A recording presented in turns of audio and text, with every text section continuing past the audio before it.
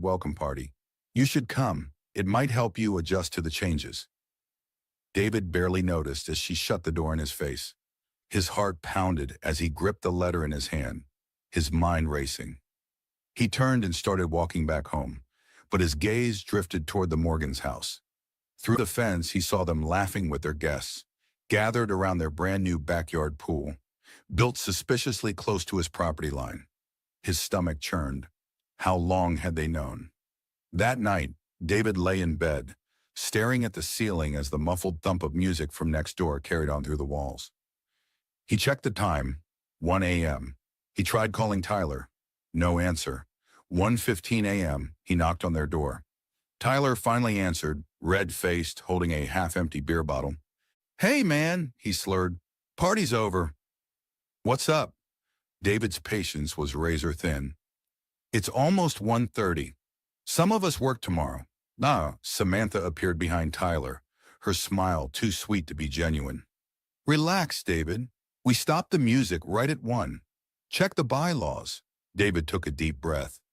"Speaking of bylaws," he said slowly, "did you know about the HOA plan for my back acre?"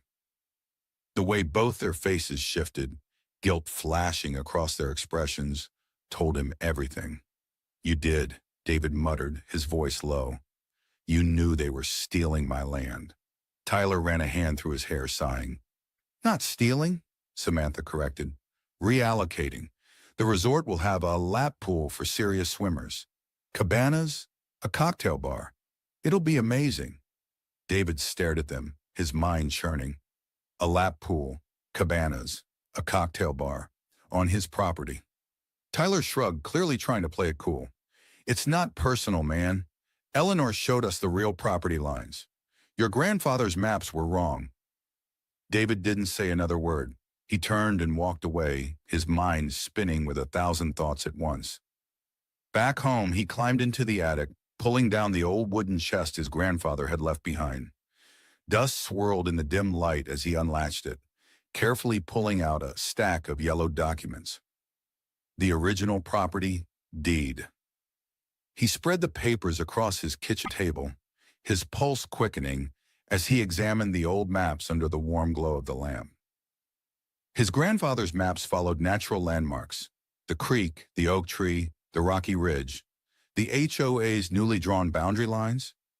They ignored those completely. Instead, they carved out a perfect, straight-edge section, one that conveniently cut off his most valuable acre. David's fingers tightened around the papers. This wasn't an accident. This was a setup. As he leaned in closer, he noticed small writing in the corner of the deed, something he had never paid attention to before. It referenced county survey markers from 1952. His breath caught. If those markers still existed, he had proof.